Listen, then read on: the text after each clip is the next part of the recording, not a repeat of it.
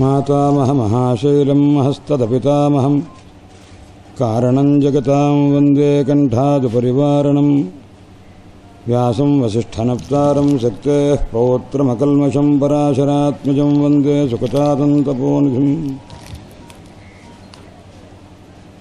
దారాన్ విధేః ఉదారాన్ కరుణాపూరాన్ కరాబ్జధృతకీరాన్ హీరాలంకృతహారాన్ జగదాధారాన్ విభావయే ధీరాన్.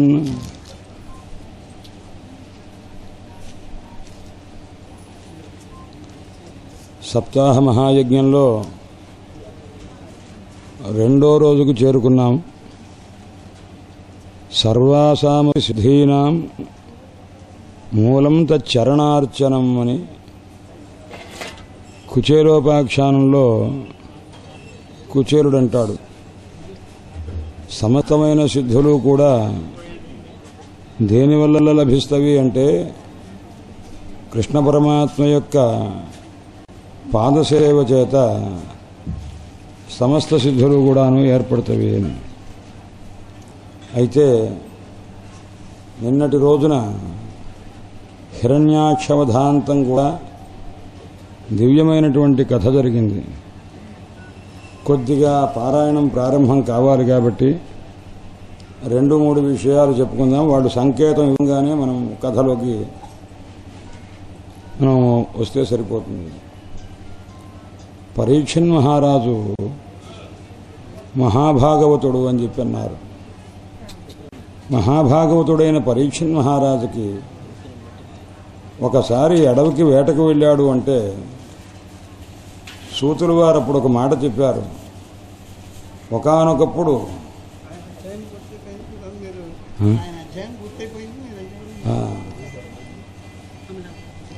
ఒకప్పుడు వేటకు వెళితే వేటకి వెళ్ళటం అనేది సామాన్యంగా వ్యసనములలో వేట కూడా ఒక వ్యసనమని చెబితే ఏ కదా ఇంతకుముందు ఎప్పుడూ ఆ రకమైనటువంటి రీతిగా వెళ్ళలేదు. ఒకానొకప్పుడు వెళ్ళాడు.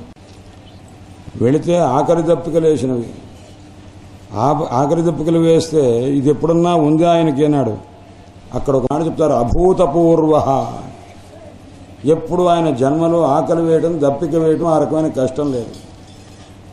అలాంటి సందర్భంలో కోపం వచ్చింది. ఆ కోపం కూడా ఇదివరకు ఎప్పుడన్నా ఎవరి మీదన్నా వచ్చింది అన్నాడు. అభూతపూర్వ. అంతకు ముందు కోపం వచ్చి ఎప్పుడు ఎరగడు. మహావిష్ణు భక్తుడు గర్భగతుడుగా ఉండంగానే శ్రీకృష్ణ పరమాత్మ సాక్షాత్కారం పొందినవాడు. ఆ సాక్షాత్కారం కూడా అనుగ్రహ రూపంగా పొందినవాడు. దానికి ఎందుకు ఆ రకమైన స్థితి వచ్చింది అంటే ఒక చిన్న విషయం ఉన్నది. అదొక్కడి విన్నవించుకుంటా. జరాసంధుడిని భీముడు సంహారం చేసిన తర్వాత జరాసంధుడి కిరీటాన్ని భీముడు ఒక జయచిహ్నంగా, అంటే నేను వీడిని గెలిచాను జరాసంధుడిని అనే జయచిహ్నంగా ఆ కిరీటం తీసుకొని అది తన ధనాగారంలో ఆభరణాగారంలో పడేశాడు. గుర్తుగా ఉంటుంది, జరాసంధుడిని చంపాను, ఈ శిరస్సు కాస్త ఆ కిరీటం తీసుకున్నానని గుర్తు ఉంటుందని తీసుకొచ్చాడు. ఆ కిరీటాన్ని అందులో పెట్టిన తర్వాత పావులు తర్వాత స్వర్గారోహణ పర్వం వాళ్ళంతా వెళ్ళిపోయిన తర్వాత ఇది ఫలానా వారిది అని పరీక్షణ్ మహారాజుకి తెలియదు. అనేక రాజుల్ని జయించారు, అనేక వేల కిరీటాలు ఉంటాయి అక్కడ. అందుచేత కలిపురుషుణ్ణి నిగ్రహించిన తర్వాత ఎక్కడ ఉండాలి అని స్థానాలు అడిగితే స్వర్ణంలో ఉండవచ్చు అని అన్నాడు. బంగారంలో ఉండడానికి అవకాశం ఇచ్చారు. ఆ బంగారం కూడా ప్రతి బంగారంలో కూడా కలి కాదు, అన్యాయార్జితమైనటువంటి బంగారంలో కలి ప్రవేశించి ఉంటాడు. అందుచేత ఇతన్ని జయించి తీసుకొచ్చినటువంటి ఆ బంగారు కిరీటము అక్కడ ఉంటే జరాసంధుని కుమారుడు సహదేవుడు అని ఒకతనున్నాడు. ఆ సహదేవుడు పాండవ సహదేవుడి దగ్గరికి వచ్చి, ఏమయ్యా నీ పేరు నా పేరు ఒకటే, మా నాన్నగారిని సంహారం చేశారు, సరే ఆయన తాలూకు కిరీటం ఇప్పిస్తే గుర్తుగా పెట్టుకుంటాను, ఇవ్వవలసింది అని అడిగాడు. అడిగితే సహదేవుడు వెళ్ళి భీముడితో చెప్పాడు, అన్నయ్య ఇలా అడుగుతున్నానండి. ఏమిటి వాడికి ఇచ్చేది లేదు పో అని తిరస్కారం చేశాడు. పితృ సంబంధమైనటువంటి పైతృకమైన ధనము పుత్రుడు పొందడానికి అర్హుడు. అడగకుండగానే అది వదిలేసేయవలసింది. అడిగినా కానీ ఇవ్వకపోతే అది చౌర్యం కింద లెక్క. అందువల్ల ఆ కిరీటము అన్యాయార్జితమైంది.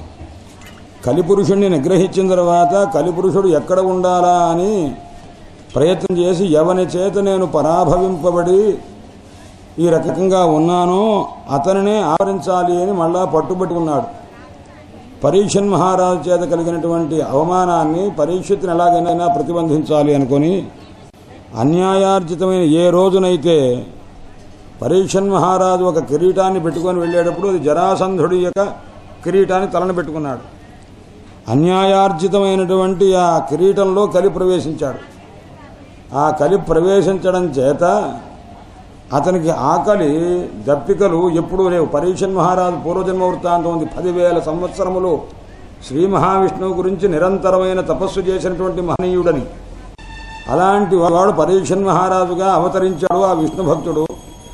అంత విష్ణు భక్తి ఉందంటే పరమాత్మ ప్రత్యక్షం 10,000 సంవత్సరాల్లో కలగల ఒక అశరీరవాణి రూపంగా వినిపించింది. నాయనా, నీకు భవిష్యత్ జన్మలో నువ్వు దివ్యమైనటువంటి లోక ప్రవర్తకుడు అవుతావు అని చెప్పి, లోకంలో జ్ఞాన ప్రవర్తకుడు అవుతావు అని చెప్పి. అందుచేత అలాంటి మహనీయుడికి ఆ కిరీటాన్ని ధరించిన కారణం చేత ఎప్పుడూ కలగనటువంటి అభూతపూర్వ, ఇంతకుముందు ఎప్పుడూ కలగనటువంటి ఆకలి దప్పికలు వేసినవిట. అలాంటి కారణం చేతనే ఆ ఋషి యొక్క మెడలో ఆ చనిపోయినటువంటి ఆ పాము కళేవరాన్ని వేశారు. ఆశ్చర్యం చూడండి. శృంగి అనేటువంటి కుమారుడున్నాడు, శమీకుని కుమారుడు. శమీకుడు అంటే ఇంద్రియ నిగ్రహం బాగా కలిగినటువంటి మహనీయుడు. ఆయన కుమారుడు శృంగి అని, కొమ్ము కలవాడు అని. కొమ్ము అంటే ఏమిటి అంటే క్రోధం అనే కొమ్ము కలవాడు. అందుకోసమే తండ్రి మెడలో ఆ పాము వేయగానే వెంటనే కోపంతో ఆ శృంగం బయటకు వచ్చి ఒక్క మాట అన్నాడు, మా నాన్న మెడలో చచ్చిపోయిన ఒక క్షుద్రమైన సర్పాన్ని వేశావు. నేను నీ అంత అవివేకిని కాదు. నీ దగ్గరికి ఒక చేతనమైన బ్రతికి ఉన్న ఘనమైన గొప్పదైన సర్పాన్ని పంపిస్తున్నాను. అది కాస్త అది నువ్వు మా నాన్నకి ఇచ్చిన కానుకకి రెట్టింపు గొప్పగా ఇస్తున్నాను రా అబ్బాయి అని పంపించి ఇంకొక సర్పాన్ని పంపించాడు. అచేతన సర్పం వేసిన దానికి సచేతన సర్పాన్ని పరీక్షన్ మహారాజుకి శాపరూపంగా ప్రాణాలు తీసుకునేట్టుగా పంపించాడు. అంటే ఆ భాగవతంలో సహేతుకంగా ఏ కారణం చేత ఏ రకంగా ఉంటుంది అనేది ఇది భారతంలో కథ. ఆ తర్వాత వెంటనే ఆయన కాస్త తెలుసుకున్నారు తండ్రి గారు. కుమారుణ్ణి మందలించాడు, పొరపాటు చేశావు నాయన అని. పోతన గారు రాస్తారు, దీనికి తెలుగు పద్యం రాశారు. పొడిచిన కొట్టిన తిట్టిన పడుచుందురుగాని పరమ భాగవతులు తారొడబడరు నృపుడు నీకు ఎగ్గుసేయునే కుర్రా అన్నారు. కుర్రా అంటే పిల్లతనం చేత అనవసరంగా శాపం పెట్టావు, నీకు తెలివితేటలు ఎలా ఉన్నాయిరా అబ్బాయి అని కొద్దిగా మందలించినట్టుగా. భాగవతోత్తముడు పరీక్షన్ మహారాజు ఈ శాపం వచ్చినట్టు తెలిసినా నిన్నేం చెయ్యడు. పడుచుందురు పరమ భాగవతులు పొడిచిన కొట్టిన తిట్టిన ఏం చేసినా సరే అని చెప్పి అన్నారు. అందుచేత ఇది తెలిసిన తర్వాత గౌరముఖుడు అని ఒక శిష్యుడున్నాడు, శమీక మహర్షి శిష్యుడు. ఆ శిష్యుడిని పంపించారు.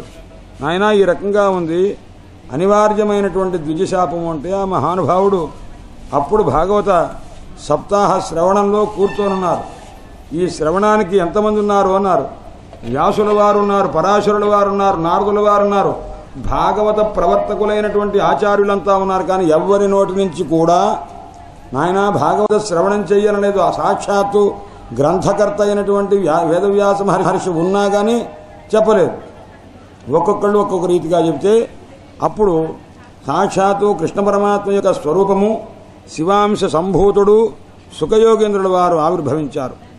ఆవిర్భవించి ఆ మహానుభావుడు ఎలా వచ్చాడయ్యా అని చెప్తారన్నమాట. ఆయన తులసీమాల ధరించి దివ్యమైనటువంటి స్వరూపంతో దిగంబరుడై ఆ రకంగా వచ్చి ఉపదేశం చేస్తూ ఉన్నారు.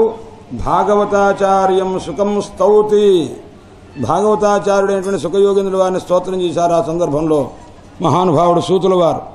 అయితే ఈ కథలన్నీ కొద్దిగా అనుసంధానం చేసుకోవాలి. పౌరాణిక సంప్రదాయంలో ఒక మాట ఉన్నది. నిన్న కథ చెప్పిన తర్వాత ఇవా కథ ప్రారంభం లోపల మన మనస్సు పరిపరి విధములుగా అబ్బా ఎంతసేపు కూర్చోవలసి వచ్చింది, అంతే తప్ప గ్రంథాన్ని ఎంత తెలుసుకోవలసి వచ్చింది అన్నాడు. కళేవరం ఇక్కడ ఉంది కానీ మనస్సు ఇక్కడ ఉందా అని, ఇక్కడ ఉండి కూడాను సత్సంకల్పంతో ఉందా అని ఇన్ని గంటలు కూర్చోబెట్టారు, ఇది భావ్యమేనా ఆయనంటే కూర్చోగలరు, మేము కూర్చోగలమా? ఆయన పాలు పుచ్చుకోగలరు, మనం పుచ్చుకోగలమా? అట్లాగా అది భావ్యమా అని ఈ రకంగా అనుకుంటూ ఉంటాం. ఇదంతా కూడాను ఎలా ఉంటుందంటే మనస్సు ప్రవర్తించినంత వేగంగా ఏది ప్రవర్తించదు. కానీ పౌరాణిక సంప్రదాయంలో నిన్న కథ విని ఇవాళ కథ ప్రారంభమయ్యే లోపల మనస్సు బహు విక్షిప్తమవుతుంది. అందువల్ల స్వస్త్యస్తు శుభమవుగాక, సంతు సతాం సన్మంగళాని, సజ్జనులారా మీ అందరికీ శుభమవుగాక. ఎందుకంటే శ్లోకైక శ్రవణమాత్రేణ నిఖిల కలికృత కల్మష అపనోదన పటుతరే రమ్యే శ్రీ హరిభక్తి వివృద్ధౌ తాపత్రయోన్మూలనే చ రమ్యే శ్రీమన్మహాభాగవతే పూర్వకథానుసారేణ అద్యతన కథ కించిత్ ప్రస్తూయతే. మహనీయులారా, ఒక్క శ్లోక శ్రవణ మాత్రం చేతనే సమస్తమైనటువంటి కలికృతమైనటువంటి కల్మషాలు పోగొట్టేటటువంటి, తాపత్రయాలు పోగొట్టేటటువంటి రమ్యమైనటువంటి మహాభాగవతంలో నిన్న చెప్పిన కథకు అనుబంధంగా ఇవాళ కథ చెప్తున్నాము, వినవలసింది అని చెప్తారు. అయితే ఇలాంటి కథ ప్రారంభం చేసేటప్పుడు ఒక్కసారి భగవన్నామం చేసుకోవలసిన కర్తవ్యం ఉంది. ఎందుకంటే నానావిధ సాంసారిక విషయ వ్యాకుల చిత్తానాం కేనాపి పుణ్య విశేషేణ అత్ర పవిత్ర ప్రదేశే సమావిష్టానాం భక్తజనానాం మనోనైర్మల్య సిద్ధై భగవాన్ యదునాథ గోవింద స్మర్యత. రాత్రి నుంచి ఈ లోపల నానా విధమైనటువంటి సాంసారికమైనటువంటి విషయముల చేత వ్యాకులమైన మనస్సు కలిగినటువంటి మనకు ఏదో ఒకనొక అదృష్ట విశేషం చేత ఇలాంటి పవిత్ర ప్రదేశంలో వచ్చినటువంటి మనకు భక్తజనుల యొక్క మనస్సు మరల భగవంతుని యందు నిలబడటానికి తగినటువంటి రీతిగా మనం సిద్ధం కావాలి అంటే ఒక్కసారి ఆ యదునాథుడైనటువంటి గోవిందుణ్ణి 3 సార్లు స్మరిద్దాము. గోవింద గోవింద గోవింద, హరయే నమః హరయే నమః హరయే నమః. తృతీయ స్కంధం మొదలుపెట్టారు. నిన్న హిరణ్యాక్షవధాంతమైంది. భగవంతుని కృప ఎంత ఆశ్చర్యకరమంటే జయ విజయులుగా ఉన్నటువంటి వారు ఆ సనక సనందన సనత్కుమార సనత్సుజాతులు వచ్చేసరికి వారిని ఆపారు. ఆపితే వారికి కోపం వచ్చింది. సామాన్యంగా ఒక్కటే ఒక్క విషయం, జయ విజయకు ఒక సంకల్పం, ఎప్పుడూ పరమాత్మని మనమే సేవించాలి అని సంకల్పం. ఇది కామము. ఇది కనుక కాదంటే క్రోధము. పరమాత్మ మన దగ్గరే ఉండాలి, ఆయనకి మనమే సన్నిహితులంగా ఉండాలి అనేటటువంటి ఒక లోభము. అంటే జయ విజయులకు 3 దోషాలు వచ్చినవి. కామమున్నది, క్రోధమున్నది, కాదంటే క్రోధపడ్డారు సనకాది మహర్షుల మీద. లోభం ఉన్నది, పరమాత్మ తమకే చెందాలి అని. ఇంత లోభగుణానికి ఉదాహరణ కూడా ఒకప్పుడు లక్ష్మీ అమ్మవారు వైకుంఠంలో పరమాత్మ దగ్గరికి వెళుతూ ఉంటే మీరు ఆగండమ్మా వెళ్ళొద్దు అని నిరోధించారు.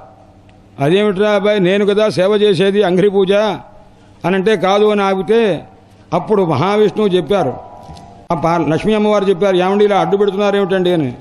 నువ్వు మాట్లాడకుండా ఊరుకో, మనం ఏదైనా గట్టిగా అన్నామనుకో భక్తుడిని నమ్ముకున్నవాడిని ఏదో అన్నారనుకుంటారు, వాళ్ళకి సరి అయినటువంటి పరిస్థితి ఏర్పడుతుందిలే, విప్రశాప రూపంగా ఉంటుంది, నువ్వు మాట్లాడకుండా ఊరుకో అన్నారు.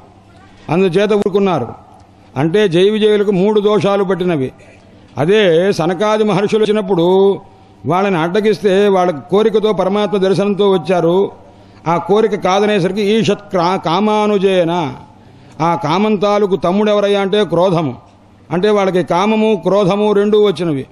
అంటే జయ విజయులకు 3 దోషాలు, సనక సనందనాదులకు 2 దోషాలు వచ్చినవి. పరమాత్మ అందుకోసమే వైకుంఠంలో తన దగ్గరికి వాళ్ళని పిలిపించలా, లోపల ఉన్న పరమాత్మ బయటకు వచ్చారు. బయటకు వచ్చి నాయన ఇలా అంటాం భావ్యం కాదురా, ఆయన బ్రాహ్మణులంటే ఎవరనుకుంటున్నావు, నా యొక్క స్వరూపము అది అని చెప్పి మీరు ఈ శాపం అనుభవించడి అన్నారు. అంటే కామ క్రోధ లోభ దోషములు కలిగిన వాళ్ళ ముగ్గురికి సనకాది మహర్షులు 3 జన్మలు పరమాత్మతో వైరం కలిగి ఉంటారు అని శాపం ఇచ్చారు. అయితే 2 జన్మలు సనకాది మహర్షులు విపరీతమైనటువంటి స్వరూపం కలిగి ఉంటారంటే రాక్షస జన్మ, ఆ రజోగుణ ప్రధానమైన స్వరూపాన్ని ప్రదర్శించారు. క్రోధము కామము రజోగుణ ప్రధానంగా ఉన్నది. కామయేష క్రోధయేష రజోగుణ సముద్భవ మహాశనో మహాపాప్మ విధ్యేనమిహ వైరిణం అని గీతాచార్య వచనం. రజోగుణ ప్రధానమైనటువంటి అసుర జన్మ ఎత్తవలసి వచ్చింది. అంటే సనకాది మహర్షులు 4 కలిసి ప్రహ్లాదుడుగా పుట్టారు. నలుగురు కలిసి ఒక్క రూపంగా ప్రహ్లాదుడిగా పుట్టారు. తర్వాత విభీషణుడుగా పుట్టారన్నమాట. వాళ్ళకి 2 జన్మలెత్తవలసి వచ్చింది.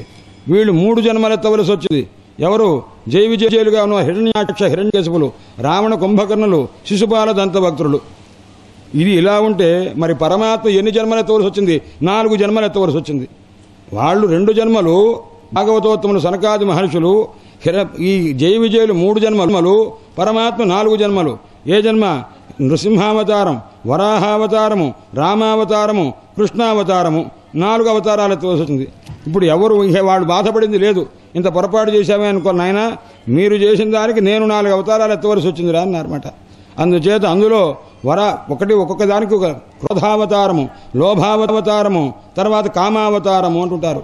క్రోధం ఏమిటయ్యా అన్నాడు. శిశుపాల దంతభక్తులను క్రోధ ప్రతీకలు, వాళ్ళని సంహరించడం కోసం అవతరించినటువంటి అవతారం కృష్ణావతారం.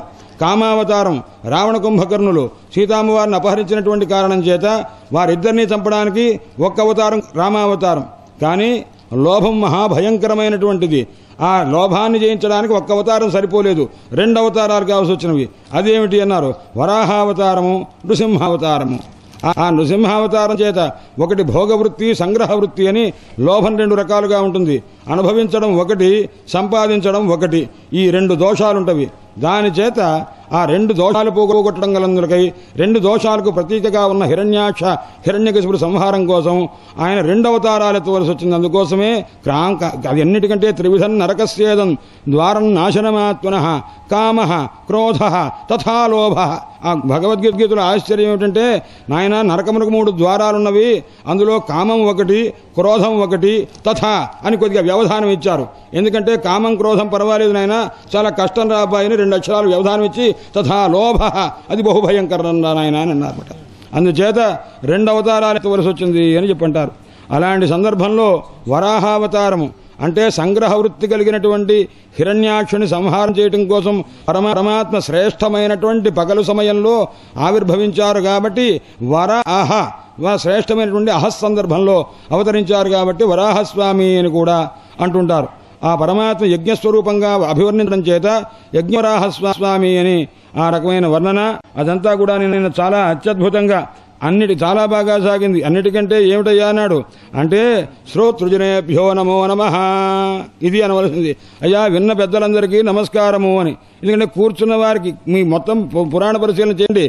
ఎవరైతే వింటారో, ఎవరైతే వినిపిస్తారో వారు ఉభయులకి కూడా ఉత్తమగతి ఉండును అన్నారు. ఎవరైతే వినిపిస్తారో, ఎవరైతే వింటారో వారికి ఉత్తమగతి కలుగును అన్ను. Yes శృణోతి yes శ్రావయతి. ఎవరైతే వింటారో అంటే శ్రోతకు పెద్దపీట. ఆ తర్వాత ఎవరికయ్యా అంటే చెప్పినటువంటి వారికి శ్రావయితకి ఆ రకమైనటువంటి స్థితి. నిన్న అంత శ్రద్ధ కలిగి రాత్రి 11 వరకు మహనీయులు మీరు కూర్చున్నారు. ఒక్కసారి అందరికీ నమస్కారం చేసుకుంటూ కథలోకి దిగుతున్నాను. సౌనకోవాచ. అయ్యా బ్రహ్మదేవుడు భాగవతంలో 2-3 సార్లు సృష్టి ప్రక్రియ అనేటువంటిది వస్తుంది. ఆ సృష్టి ప్రక్రియ మొదటి అధ్యాయం, మొదటి స్కంధంలో ఏం చెప్తారు అంటే, ఎవరు ఉత్తమమైనటువంటి గురువు, మధ్యమ గురువు, 3వ రకమైన గురువు ఎవరు, 3 రకములైనటువంటి శిష్యులు ఎవరు అనే విషయం చెప్పిన తర్వాత ద్వితీయ స్కంధంలో అధికారలీల అంటారు. ఆయన ఎలాంటివి ఏ విధంగా వినాలి, ఏ విధంగా చెప్పాలి ఆ విషయం అంతా చెప్పారు. ఇక్కడి నుంచి నిన్న ద్వితీయ స్కంధంలో చెప్తూ మొత్తం 10 రకాల లీలలు ఉంటాయి. అంటే 2 స్కంధాలు విడిచిపెడితే అత్ర సర్గ విసర్గశ్చ స్థానం పోషణం మూతయ మన్వంతర ఈశాను కథ నిరోధో భక్తిరాశ్రయ అని 10 రకములైన లీలలు. 3వ స్కంధం ప్రారంభమైంది అంటే కారణ సంభూతి అంటారు. ఇక్కడ మీకు 2 శాస్త్రములు చెప్తున్నారు. ఇక్కడ నిన్నటి దాకా చెప్పింది పూర్వమీమాంసా శాస్త్రముని, కర్మ సంబంధమైనటువంటి విషయ విచారం జరిగింది. ఇప్పుడు వచ్చేటటువంటిది ఉత్తరమీమాంస జ్ఞానఖండ వస్తుంది. అందుచేత దానికి ముందుగా బ్రహ్మదేవుడు ఏం చేస్తున్నాడంటే అనేక రకములైనటువంటి సృష్టి రచన చేస్తూ ఉన్నారట.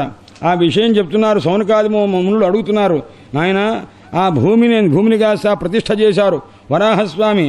ఆ రకంగా చేసిన తర్వాత ఆ భూమి యందు స్వయంభూమనువు ఏ రకంగా ఆ బ్రహ్మదేవుడు ఇచ్చినటువంటి భూమండలాన్ని ఏ రకంగా పరిపాలించాడు, ఏ రకమైన విధానంగా జరిగింది. అంతేకాకుండా మహాభాగవతోత్తముడైనటువంటి విదురుడు ఎటువంటి వాడయ్యా అంటే ప్రధానమైనటువంటి స్నేహితుడు ఆయన. కాబట్టి యత్యాజ అగ్రజం కృష్ణే సాపత్యం అఘవానితి. ఆయన ఆ ధర్మరాజు ఉన్నాడు, కృష్ణ పరమాత్మ యొక్క అనుగ్రహం చేత వాళ్ళకి రాజ్యం వచ్చిందిట. నిన్న ఒక శ్లోకం కూడా వచ్చింది, అర్జునుడంతా ఓడిపోయి ఆడవాళ్ళని కాస్త రక్షించలేక దొంగలు కొడితే బయటికి వచ్చి బాధపడుతున్నాడు అనమాట. కృష్ణ ధర్మరాజు దగ్గర నిలబడి, ఆయన ఏమిట్రా అట్లా వాడిపోయిన మొహంతో ఉన్నావన్నాడు. అంటే వంచితోస్మి మహారాజా హరిణ బంధురూపిణ. అన్నయ్య మోసపోయారన్నయ్య, వంచితోస్మి అంటే ఎవరి చేతిలో అన్నా నష్టపోతే, ఆస్తి నష్టం పోతేనో, ఎవరన్నా కొడితేనో, ఇలాంటి బాధపడితే ఏం చేశావు, ఏం పోయిందిరా అబ్బాయి, ఎట్లా ఉన్నావు, ఏమిట్రా, ఎవరికైనా డబ్బు ఇస్తానని ఇవ్వలేదా, ఈ రకంగా చేశావనంటే వంచితోస్మి మహారాజా, నా అన్నయ్య మోసపోయానన్నయ్య అన్నాడు. ఎవరి వల్ల రాన్నాడు, హరిణ ఒక దొంగ చేతిలో మోసపోయానన్నయ్య అన్నాడు. కృష్ణ పరమాత్మకి హరి అని పేరు కదా. హరి అంటే ఏం హరిస్తాడయ్యా అంటే హరతి అజ్ఞానం, హరతి తేజ, హరతి జయాధికం, సర్వం హరతి హరి. అందుచేత కృష్ణ పరమాత్మ చేతిలో మోసపోయానని చెప్పకుండా ఆ వ్యుత్పత్తి రాదుగా, అంత అర్థం వచ్చేట్టు ఆ బాధను వ్యక్తం చేసుకోవాలంటే వంచితోస్మి మహారాజా. నాయన అన్నయ్య మోసపోయానన్నయ్య, మామూలుగా మోసపోలా, వంచితోస్మి మహారాజా హరిణ బంధురూపిణ, బంధువైనటువంటి రూపంతో మాకు దర్శనమిచ్చాడనయ్యా. అలాంటి మహానుభావుని చేతిలో నేను ఓడిపోయానయ్యా. హరిణ ఏం హరించాడంటే గీతోపదేశం చేసి అజ్ఞానాన్ని హరించాడనయ్యా. సమస్తమైనటువంటి ఆ తేజస్సంతా కూడా పోయిందనయ్యా. అదే ధనస్సనయ్యా, అదే దివ్యమైన రథము, అవే బాణములు. అయినప్పటికీ కూడా నేను ఏమీ చేయలేకపోయాను. దొంగలు కొడుతుంటుంటే ఆ కృష్ణ పరమాత్మ యొక్క పట్టమహిషుల్ని కాస్త రక్షించలేకపోయానన్నయ్య. దొంగలు కొట్టడం ఏమిటి, నేను దెబ్బతింటం ఏమిటి? నేను ఏ ఇంద్రుని యొక్క రాజ్యంలో అర్ధసింహాసనాన్ని కూడా అలంకరించానో, కిరాతార్జునీయ సందర్భంలో ఈశ్వరుని సైతం ఎదుర్కొని ఆయన కాస్త ఆ బాధ కలిగేట్టు చేసి చాలా బ్రహ్మాండంగా యుద్ధం చేశావయ్యా అని ఆయన చేత ప్రశంసించబడి పాశుపతాస్తాన్ని పొందాను. ఇదంతా నేను చేశాను అనుకున్నానయ్యా. వంచితోస్మి మహారాజా హరిణ బంధురూపిణ. అందుచేత ఇదంతా తెలుసు. ఆ క్షత్త మహాభాగవత కృష్ణస్త ఐకాంతిక ధర్మరాజు కాస్త మొత్తం కూడాను సోదరులందరితో కలిసి ఆయన కాస్త ద్వైపాయనాథ నవరహ మహిత్వేదస్య దేహజ సర్వాత్మనాశ్రిత కృష్ణం తత్పరాంశ్చాప్యనౌవ్రత. ఆయన అలాంటి కిమన్వజ్ఞ అపృచ్ఛత్ మైత్రేయం విరజాస్తీర్థసేవయా ఉపగమ్య కుశావర్త ఆశీనం తత్వవిత్తమం. ఆయన హరిద్వారంలో ఆ మహానుభావుడు మైత్రేయ మహర్షి విదురుడికి జ్ఞానోపదేశం చేస్తున్నారు. ఈ విషయాన్ని చెప్తున్నారు.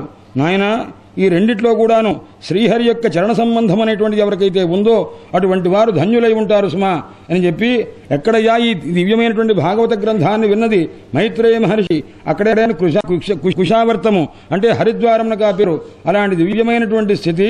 అయితే బ్రహ్మదేవుడు ఏ రకమైనటువంటి సృష్టి చేశారో ఈ కథ చెప్తున్నప్పుడు ఏ రకమైనటువంటి విధానం ఉందో అదంతా చెప్పవలసింది. ఎందుకంటే రసజ్ఞుడైనటువంటి వాడు, ఒక రుచిని గ్రహించేటువంటి వాడు హరిలీలామృతాన్ని తాగుతూ ఎవరైనా విడిచిపెడతారా అన్నయ్య అన్నాడు.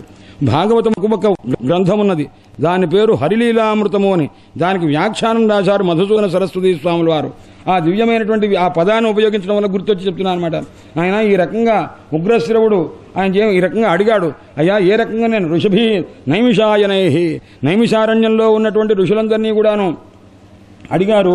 ఆ ఉగ్రశ్రవుడు చెప్తున్నాడు, నాయన వినవలసింది బ్రహ్మదేవుడు ఏ రకంగా సృష్టి చేసి స్వయంభూమన్వాదులందరికీ కూడా ఏ రకంగా ఇచ్చారో ఆ రకమైన విధానం అంతా కూడా చెప్తున్నాను అని క్రోడతనువు వరాహస్వామి యొక్క రూపాన్ని ధరించినటువంటి వాడు ఆ కథనంతా కూడా విన్నాడు.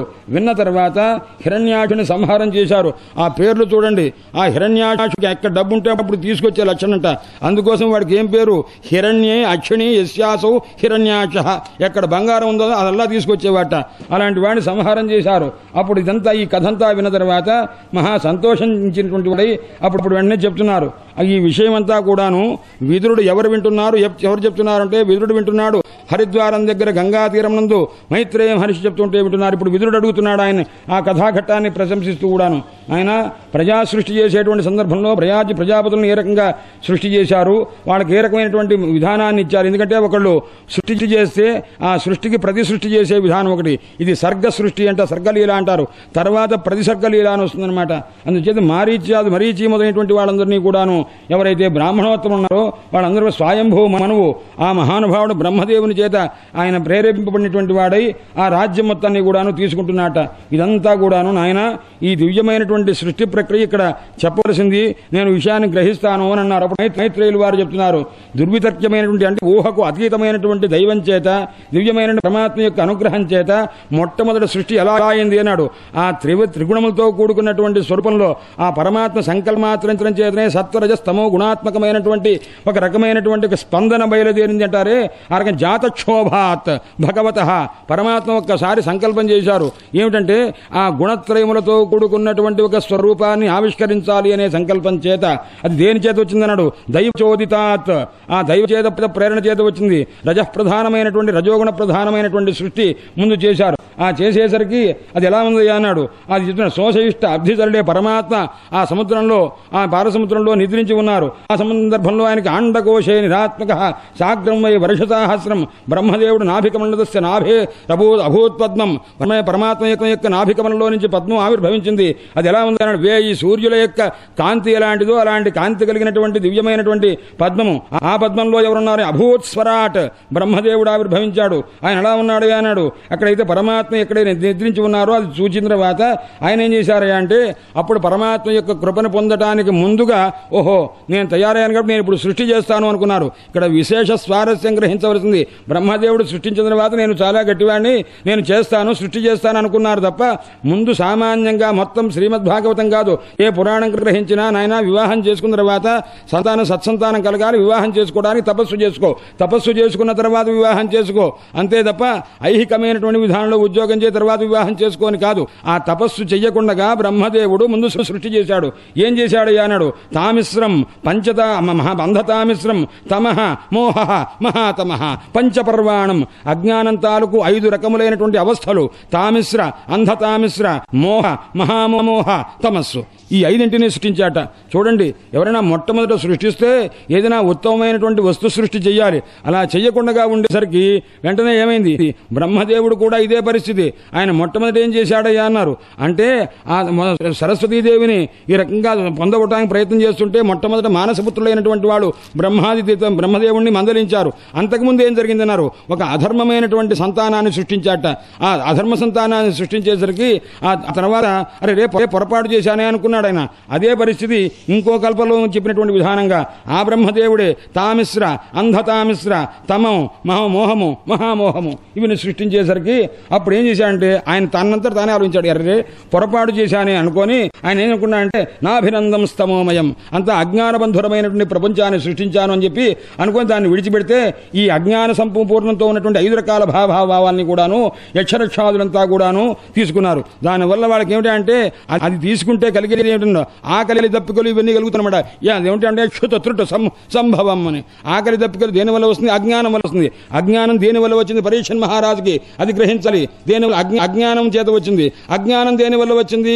కిరీట ధారణ చేత వచ్చింది. కిరీటం ఎక్కడి నుంచి వచ్చింది?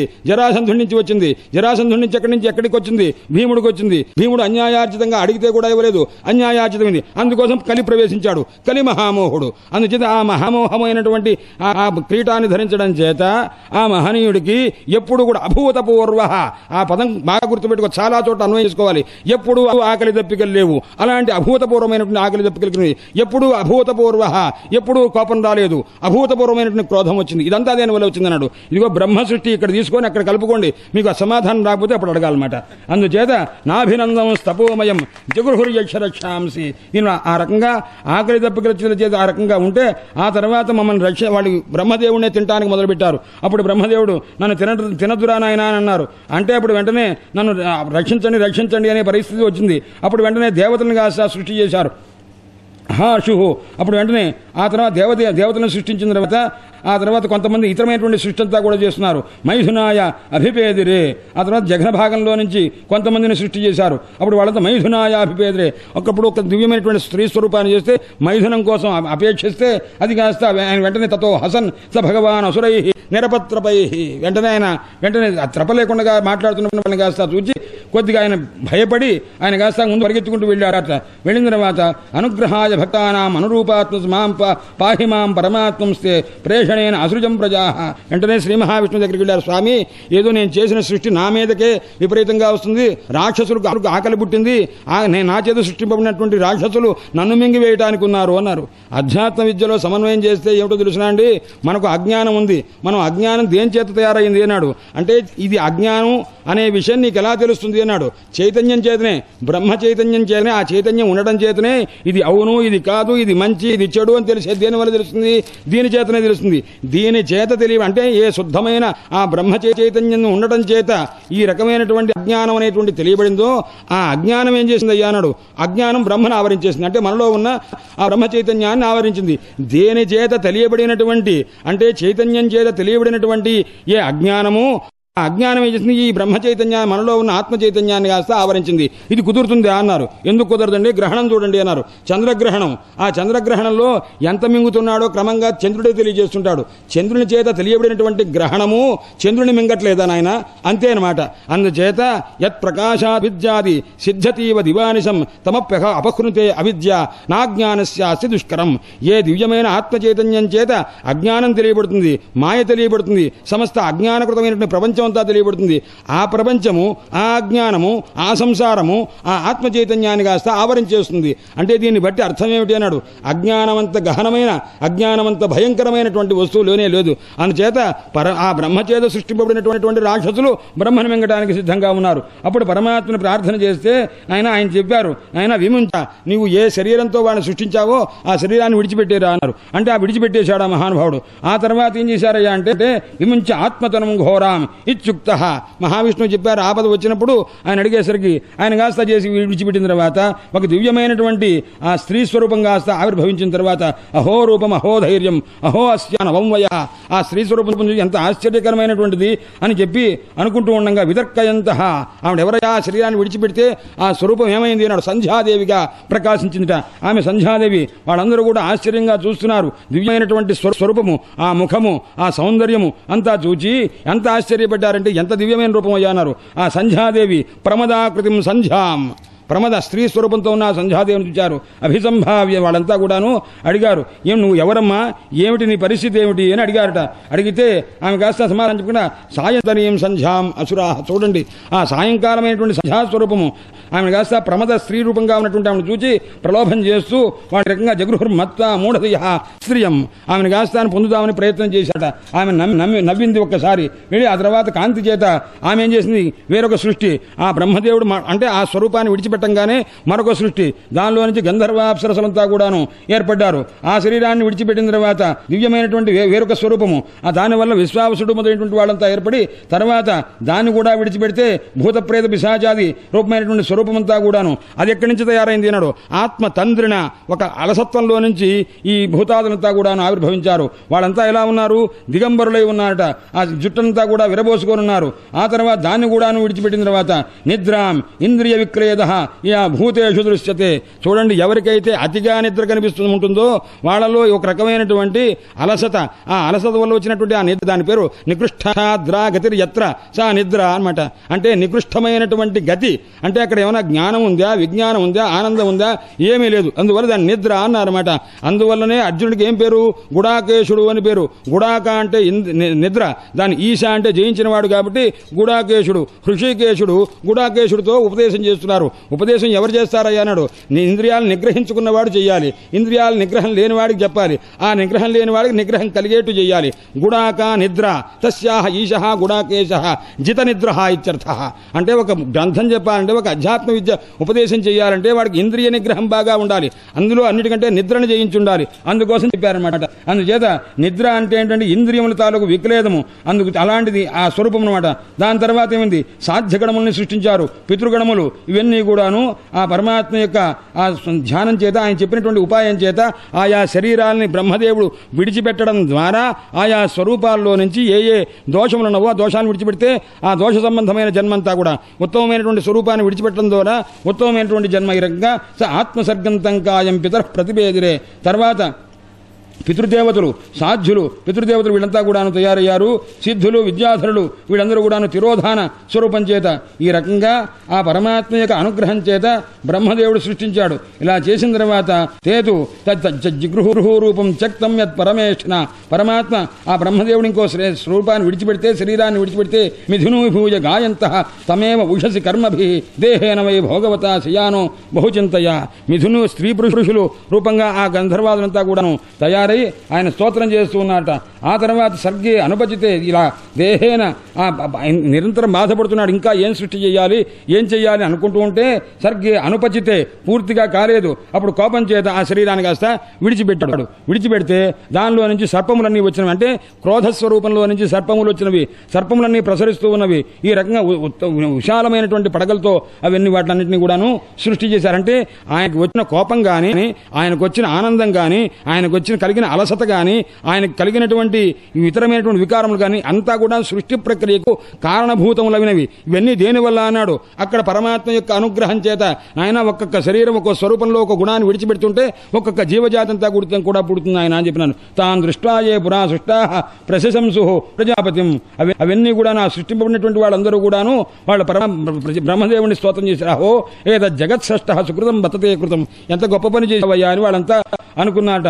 ఎందుకంటే తపస్సు చేత, విద్య చేత, యోగం చేత, సమాధి చేత ఋషులందరినీ కూడాను ఆ మహానుభావుడు సృష్టించాట. అంటే ఋషుల్ని సృష్టించేటప్పుడున్న పరికరాలు వినాలన్నమాట. అంటే ఏ రకమైనటువంటి సృష్టి చేస్తే ఈ ఋషులంతా ఆవిర్భవించారో వాళ్ళందరినీ కూడా ఒక్కొక్కడిని కూడా ఈ రకంగా సృష్టించి ఆ మహానుభావుడు తత్ సమాధి యోగ రిద్ధి తపో విద్యా విరక్తిమతో ఆ రకమైనటువంటి ఋషి సంఘాన్ని కూడాను ఏర్పాటు చేశారు. నాయన శ్రీమద్భాగవతే తృతీయ స్కంధే వింశః. హరయే నమః, హరయే నమః, హరయే నమః. అయ్యా ఉత్తరమీమాంస ప్రారంభ. ఎందుకంటే తృతీయ స్కంధంలో 2 రకములు. ఇప్పటిదాకా కర్మ సంబంధమైనటువంటి మీమాంస, ఇటుపైన జ్ఞాన విచారం అంతా జరుగుతుంది అని అన్నారు. ఇప్పుడు విదురుడు అడుగుతున్నాడు మహానుభావుడు ఏమనంటే, స్వయంభూ మనవు యొక్క వంశము చాలా గొప్పది, అలాంటి స్వయంభూ మనవ వంశం గురించి చెప్పండి అని అన్నారు. ఎందుకంటే ఆయనకి పురాణములు తెలుసు, ధర్మశాస్త్రం తెలుసు. పూర్వం యమధర్మరాజు కాబట్టి ఆయనకి తెలియదు ఉంటుందా. అందుచేత ఒక గురువు దగ్గరికి వెళితే ఏది తీసుకోవాలో, ఏది తీసుకుంటే ఆనందంగా ఉంటుందో అదంతా ఆయనకి తెలుసు. అందుచేత స్వయంభూమను యొక్క వంశం చెప్పండి అని అన్నారు. ఎందుకంటే ఎక్కడ మైథున ప్రక్రియ చేత, స్త్రీ పురుషుల యొక్క సంయోగ కాలం చేత. ఎందుకంటే బ్రహ్మదేవుడు చేసినప్పుడు ప్రపంచంలో 7 రకములైన సృష్టిలు ఉండాలి అన్నాడు. సంకల్ప సృష్టి, మిథున సృష్టి, ఆ తర్వాత దూరస్థిత సృష్టి అని. అంటే ఎక్కడో స్త్రీ ఉండి ఎక్కడో పురుషుడు ఉండి మనస్సులో సంకల్పం చేస్తే ఆ స్త్రీ యందు ఈ పురుషుని వల్ల సంతానం కలిగే సృష్టి. ఇలాగా అనేక రకమైన 7 సృష్టిలు అని చెప్పన్నారు. వ్యాఖ్యాతులు స్పష్టంగా చెప్పారు ఎక్కడెక్కడ ఏ రకంగా జరిగింది అని. అందుచేత ఆ సృష్టి జరిగేటప్పుడు మైథునేన ఏధిరే ప్రజాహ, ఎక్కడ ఏ స్వయంభూమను యొక్క సమయంలో మైథున దృష్టి చేత ఏ రకంగా ఉన్నారు. అందులో స్వయంభూమను బ్రహ్మదేవుని నుంచి స్వయంభూమనువు శతరూప ఇద్దరు కలిసి పుడుతూనే భార్యాభర్తలుగా పుట్టారట.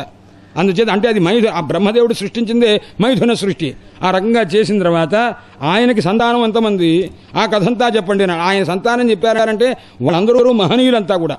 ఆ సంతానం 2 మగపిల్లలు 3 ఆడపిల్లలండి అన్నారు. ఎవరు వాళ్ళు అంటే ప్రియవ్రత ఉత్తానపాదవు, ప్రియవ్రతుడు ఉత్తానపాదుడు. పేర్లు గుర్తుపెట్టుకోవాలి, క్రమం కూడా గుర్తుపెట్టుకోవాలి. ఎందుకంటే నేను పదే చెప్తుంటా, అంటే ఒక్కొక్కడికి ఒక అనుభూతి అండి. ఎందుకంటే అంకం కేపి శశంకరే జలనిధే పంకం పరే మేనిరే సారంగం కదిజిచ్చ సంజగదిరే భూఛాయ మైచ్చన్ పరే. ఇంద్రుడు చంద్రుని చూశారు ఆకాశంలో. చూసిన తర్వాత ఇదేమిటయ్యా మత్స అన్నారనమాట. అంకం కేపి శశంకరే, ఏదో గుర్తండి ఆయన మత్సలాగా ఉందన్నాడు. పరణి జలనిధే కాదయ్యా, ఆ సముద్రంలో ఉన్నటువంటి బురద, సముద్రం మధురం చేస్తుంటే ఆ బురద కాస్త ఆయన కంటింది. సముద్రంలో నుంచి కదా చంద్రుడు వచ్చింది, ఆ బురద అంట నుంచి ఆ మట్టి అలాగే ఉంది పై ఉంచినప్పుడు కూడా అన్నారట కొంతమంది. అది కాదయ్యా లేడుందయ్యా అన్నారట. ఎవరు ఇష్టం వచ్చినట్టు వాడు చెప్తున్నారు. నేనేం చెప్తానంటే చంద్రుడు రాత్రిపూట కదా ఉండేది, రాత్రి చీకటి కదా ఉండేది. చీకటి అనే రసాన్ని తాగి తాగి తాగి తాగి ఆ చంద్రుడు కాస్త మధ్యలో ఆ పొట్టలో బాగా మచ్చ ఏర్పడిందని నేను అనుకుంటున్నాను అన్నాడు. అంటే ఎందుకు ఈ మాట చెప్తున్నానంటే, నాయన భాగవతం అనేది ఇది ఒక మహాశాస్త్రము, అగాధము. ఒక్కొక్కరికి ఒక్కొక్క రీతిగా దాని తాలూకు అన్వయము. పరమాత్మ ఎంత ఇవ్వవలనో ఆయన అనుగ్రహం లేకుండా రానే రాదు. ఆ ప్రత్యక్షరం కూడా పరమాత్మ కృపాలబ్ధమైనటువంటి జ్ఞానమే తప్ప లేకపోతే లభించదు. అందుచేత ఇక్కడ చెప్తున్నారు, నాయన స్వయంభూమను యొక్క కుమారులు ప్రియవ్రతుడు ఉత్తానపాదుడు అని ఇద్దరున్నారు. ప్రియవ్రతుడు పెద్దవాడు, ఉత్తానపాదుడు చిన్నవాడు. ముగ్గురు కూతుళ్ళున్నారు. ఆకూతి, దేవహూతి, ప్రసూతి. ఆకృతి అని కూడా ఒక పాఠాంతరం ఉంది. ఆకూతి, ప్రసూతి, దేవహూతి. ఆకూతి అనేటువంటి కుమార్తెను రుచి అనే ప్రజాపతికి ఇచ్చారు. ప్రసూతి అనేటువంటి కుమార్తెను దక్ష ప్రజాపతికి ఇచ్చారు. దేవహూతి అనే కుమార్తె ఉంది, ఆమెను కర్దమ ప్రజాపతికి ఇచ్చారు నాయన అని చెప్తున్నారు. నాయన ఇలాంటి ఆ ప్రియవ్రతోత్తానపాదులు స్వయంభూ ముందు కుమారుల కథ చెప్పవాలి కదా, కుమార్తెల కథ చెప్పాలనా కుమారుల యొక్క కథ చెప్పాలా అని విచారం వచ్చింది. తస్సవై దుహిత బ్రహ్మన్ దేవహూతి ఇది విశ్రుత. క్రమం కూడా లేదు ఇక్కడ, అక్రమమాహ క్రమం తప్పి మాట్లాడుతున్నారు. ప్రియవ్రతుడి గురించి ముందు చెప్పారు, ఉత్తానపాదుడి గురించి చెప్పారు. మొదట పెద్దవాయనకు పెద్దాయని చెప్పాలి. రెండో ఆడపిల్లలు ఆకూతి, దేవహూతి, ప్రసూతి. ఆకూతి గురించి చెప్పాలి, లేకపోతే తర్వాత దేవహూతి చెప్పాలి. మొట్టమొదటి తస్సవై దుహిత బ్రహ్మన్ దేవహూతి ఇది విశ్రుత. ఆ దేవహూతి అని ఆయన కూతురుందయ్యా అన్నాడు. దుహిత అంటే కూతురు. ఏం చేస్తుందయ్యా అన్నాడు. దోగ్ధి మాతృకులా సర్వం అపహృత్య భర్తృగృహం ప్రేషయతి. గణరత్న మహోదధిలో నాయన పుట్టింటి వాడు బాగా ఉన్నవాళ్ళైతే వాళ్ళ దగ్గర సంపద తీసుకొని ఓ 2 బస్తాలు 2 వస్తువులు తీసుకొని వచ్చేటప్పుడు మామూలుగా చిన్న సంచితో వెళ్ళేటప్పుడు 4 సంచులతో పెడుతుంది, పుట్టింట్లో నుంచి తీసుకొని పెడుతుంది అనమాట. ఆ రకంగా లేదా భర్త బాగా కలిగిన వాడైతే, పుట్టింటి వాడు తక్కువ వాడైతే భర్త దగ్గర నుంచి మా ఇంటికి వెళ్ళి వస్తుందని చెప్పి 5 సంచులతో వెళ్ళి అర సంచితో తిరిగి వస్తుందన్నమాట. అంటే ఏమిట్లే కానాడు ఇక్కడ ఆమె తాలూకు ప్రేమాతిశయం. నేను ఎలా తింటున్నానో నా తల్లిదండ్రులు అంత సుఖంగా ఉండాలని కోరుకోవడం తాత్పర్యం తప్ప అందులో విపరీతార్థం కాదు. అందువల్ల తస్సవై దుహిత దోగ్ధి పూరయతి ఆత్మానం బ్రహ్మజ్ఞానేనేతి దుహిత అనమాట. ఇక్కడ ఏం చేస్తుంది అన్నాడు. సాక్షాత్తు ఆ కుమారుడైనటువంటి కపిలనారాయణ స్వామి యొక్క ఉపదేశం చేత తన దుహ ప్రపూరణే తన యొక్క స్వరూపము ఆత్మజ్ఞానం చేత నిర్భరంగా నిండుగా ఉండేట్టు చేస్తుంటా. అందుచేత ఆమెకు ఇక్కడ దుహిత అని పేరు వేసుకోవాల్సి వచ్చింది. బ్రహ్మన్ దేవహూతి ఇది విశ్రుత. ఆమె పేరేమిటయ్యా? దేవహూతి. దేవానాం హూతి యయా అంటే ఆ తల్లి దివ్యమైనటువంటి జ్ఞానాన్ని ఉపదేశం అయ్యే సందర్భంలో దేవతలంతా కూడాను ఆహ్వానం చేసినట్టుగా వచ్చి విన్నాట. అమ్మా, తల్లి ఇంత ధన్యురాలవుతుందని మాకింత మడుగు తెలియదమ్మా, ఎంత అదృష్టవంతురాలు. సాక్షాత్తు బ్రహ్మ విద్య అంటే పురుషులకు మాత్రము, మహాయోగ్యులైన వాడికి చెప్పాలంటే కుమారుడు సాక్షాత్తు శ్రీమన్నారాయణమూర్తి అవతారంతో వచ్చి కపిల, ఆయన వచ్చిన వాడి పేరేమిటి? ఆయన మహానుభావుడు కృష్ణ పరమాత్మ శ్రీ మహావిష్ణు కపిల రూపంతో కం సుఖం బ్రహ్మజన్యం సుఖం, బ్రహ్మజ్ఞానజన్యమైన సుఖము దాన్ని పాతి రక్షించేదేదే అన్నాడు. బ్రహ్మజ్ఞానం వల్ల కలిగిన సుఖాన్ని రక్షించేది కపి అంటే శాస్త్రము, సాంఖ్య శాస్త్రం అంటే జ్ఞానము. ఆ దాన్ని లోకంలోకి లాతి గృహాతి అనుగృహాతి లోకంలో ప్రచారం తీసుకొచ్చింది ఎవరయ్యా అన్నాడు. కపిల. ఆ కపిలుడు వేరు, సాంఖ్య దర్శనకర్త కపిలుడు వేరు, అగ్నిదేవుని యొక్క అవతారం ఆయన. ఈయన అలా కాదు, ఇక్కడ చెప్పిన తత్వోపదేశం చివరికి భక్తిని ఉపదేశం చేయటం ఇది చెప్పిందనమాట. అందువల్ల ఈ కపిలనారాయణుడు ఇక్కడ ఆవిర్భవిస్తున్నారు కాబట్టి అన్ని అవతారంలో ఈ దేవహూతి తర్వాత ఆకుతి దేవ ప్రసూతి వీళ్ళకి కలిగిన అవతారంలో పరమాత్మ యొక్క ఆవిర్భావం కంటే ఇక్కడ కలిగినటువంటి ఆవిర్భావం చాలా గొప్పది. అందుచేత ఇక్కడ చెప్తున్నాను, దేవహూతి ఉపాఖ్యానం చెప్తున్నాను, వినవలసింది ఏం చెప్పడం కోసం అనమాట. ప్రజాపతి కర్దమస్య. ఎవరయ్యా ఈ దేవహూతి? ఎవని యొక్క భార్య అన్నారు. కర్దమ ప్రజాపతి. ఈ కర్దమ ప్రజాపతి ఎక్కడి నుంచి ఆవిర్భవించారు? బ్రహ్మణశ్ఛాయా సముత్పన్న. బ్రహ్మదేవుని యొక్క నీడలో నుంచి పుట్టాడు. బ్రహ్మదేవుని సృష్టిలో ఒక్కొక్క సృష్టి జరిగింది. బ్రహ్మదేవుని యొక్క నీడలో నుంచి కర్దమ ప్రజాపతి సృష్టించారు. ఆ కర్దమ ప్రజాపతి అంటే అర్థం ఏమిటి అన్నాడు. భాగవతంలో ఒక సమాధి భాష ఉంటుంది, అది వల్లభాచార్యాదులంతా కూడా దాన్ని ఎక్కువగా తీసుకుంటుంటారు. మిగతా చోట వ్యుత్పత్తి చెప్తూ ఉంటారు శ్రీధరాదులంతా కూడాను. శ్రీధర స్వామి వారి యొక్క భాగవతం ఎవరికయ్యా తెలిసింది? ఎవరిని స్మరించకుండా భాగవతం ఉండదయ్యా, సరిగ్గా తెలియదయ్యా, అర్థం కాదయ్యా శ్రీధర స్వామిని ఒక్కసారి అనుకోండి. వ్యాసో వేత్తి శుకో వేత్తి రాజాసో వేత్తి వానవ శ్రీధర సకలం వేత్తి శ్రీ నృసింహ ప్రసాదత. నాయన మా భాగవతం ఎవరికి తెలుసు అయ్యా అన్నాడు. వ్యాసుల వారు రాశారు కాబట్టి ఆయనకు తెలుసు అని చెప్దాం. సరే, శుకో వేత్తి, శుకుడు బాగా తెలుసునయ్యా, తండ్రి గారు చెప్పిన దానికంటే ఎక్కువగా విశేషంగా గ్రహించాడు. మరి పరీక్షన్ మహారాజు శ్రద్ధగా విన్నాడు కదా అన్నాడు. లేదు, కొద్దిగా సందేహం నాయన. రాజాసో వేత్తి వానవ, పరీక్షన్ మహారాజుకి పూర్తిగా తెలిసిందో లేదో కొద్దిగా సందేహించవలసిన అవసరం ఉంది. ఎందుకంటే 2 చోట్ల ఆయన మళ్ళా అడిగాడంటే ఇంకా సందేహంలో ఉన్నాడుగా, పూర్తిగా ఆయన నిర్ణయంగా తెలిసిందో లేదో కొద్దిగా సందేహమే. కానీ శ్రీధర స్వామి వారు భాగవతానికి వ్యాఖ్యానం రాశారే, శ్రీధర సకలం వేత్తి, మొత్తం తెలుసు. వ్యాసుల వారికి తెలిసినంత తెలుసు, సుఖయోగేంద్రుల వారికి తెలిసినంత తెలుసు. అంత బాగా తెలిసిన వాడు ఎందుకయ్యా అన్నాడు. వాళ్ళ గురువు గారి పేరు నృసింహాశ్రమ యతి అని ఉన్నారట. ఆ మహానుభావుని యొక్క కృపచేత అని ఒక అర్థం. ఆయన నృసింహోపాసకుడు, శ్రీధర సకలం వేత్తి శ్రీ నృసింహ ప్రసాదత. అలాంటి మహనీయులు చెప్తారు ఆయన కర్దమ అంటే అర్థం ఏమిటి అన్నాడు. క్రూ విక్షేపే, మనస్సును కాస్త విక్షేపం చేసేది ఏదే అన్నాడు. కర్ అంటే ఇంద్రియములు, దాని దమ నిలిపేవాడు అనమాట. ఇంద్రియములను చాపల్యం లేకుండా రక్షించేటువంటి మహానుభావుడు. ఆ కర్దమ ప్రజాపతికి ఆమెనిచ్చి వివాహం చేశారు, దేవహూతినిచ్చారన్నమాట.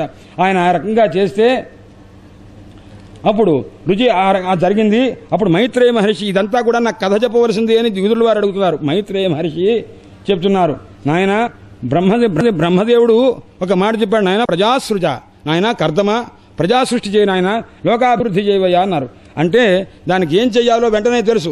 ఆయన సరస్వతీ నదీ తీరం దగ్గర 1000 సంవత్సరముల పాటు తపస్సు చేశాడు. ఎలాగే ఆయన సమాధిలో ఉండి ఈ రకంగా చేసేసరికి అప్పుడు వెంటనే ఆ భక్తికి ప్రసన్నుడైనటువంటి వాడే శ్రీ మహావిష్ణువు ప్రత్యక్షమయ్యారు. పుష్కరాక్ష కృతే యుగే దర్శయామాసం శత శాబ్దం బ్రహ్మ దధద్వపు అని. అంటే పరమాత్మ సాక్షాత్తు ప్రత్యక్షమయ్యారా అన్నారు. అంటే ముందు శబ్దము చేత మాత్రమే తెలియదగినటువంటి ఒక రూపాన్ని ధరించారు. శాబ్దం బ్రహ్మ అంటే ఏమిటి అంటే మన శబ్దాలతో చెప్పచ్చు తప్ప ఆ పరమాత్మ యొక్క ఆకారాన్ని ప్రత్యక్షంగా అనుభవించగలిగిన స్థితి మాత్రం ఉండదుట. శాబ్దం బ్రహ్మ దధద్వపు, అది ఎలా ఉంటుంది కానీ స్నిగ్ధ నీలాలక వ్రాత వక్త్రాబ్జం విరజోంబరం కిరీటనిటనం కుండలినం శంఖ చక్ర గదాధరం, అలాంటి దివ్యమైనటువంటి మహానుభావుడై ఆ పరమాత్మ ఆవిర్భవించారట. ఆయన ఒక చిరునవ్వు నవ్వుతున్నారట. ఆ చిరునవ్వు ఎలా ఉందన్నాడు, మనస్సును తాగుతున్నదట, దేహాన్ని కాదు. మనస్పర్శ స్మితే క్షణం. ఆ చిరునవ్వు చూడంగానే ఆహాహా ఎంత ఆనందంగా ఉందయ్యా అని ఆశ్చర్యపడుతూ ఉన్నట. ఆ మహానుభావుడు ఎలా వచ్చాడు, గరుత్మంతుడి మీద ఒక కుడికాలు కాస్త గరుత్మంతుడి వీపు భాగాన పెట్టుకొని ఆయన వస్తున్నాడట. విన్యస్త చరణాంభోజం అంశదేశే గరుత్మత, గరుత్మంతుని ఇంకా ఆ భుజ ప్రదేశంలో ఆయన కాస్త కాలు పెట్టి వస్తుంటే ఆకాశం మీద ఉన్నాడు. ఆ మహానుభావుని చూచాడు. చూస్తుంటే కౌస్తుభగంధరం, ఆ కౌస్తుభమణి కాస్త ఆ దివ్యమైనటువంటి కంఠంలో ప్రకాశిస్తూ ఉన్నది. అలాంటి స్థితిలో ఆయన చూడంగానే వెంటనే నమస్కారం చేశాడు.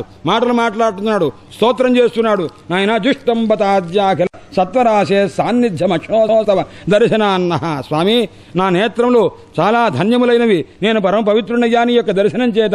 దర్శనం జన్మభిరీడ్య సద్భి ఆశాసతే యోగిన రూఢయోగా. ఏ ఋషులంతా కూడాను చిరకాలం తపస్సు చేసి మీ దివ్యమైనటువంటి దర్శనానికి ప్రయత్నం చేస్తారో అలాంటి దివ్యమైన దర్శనం నాకైంది.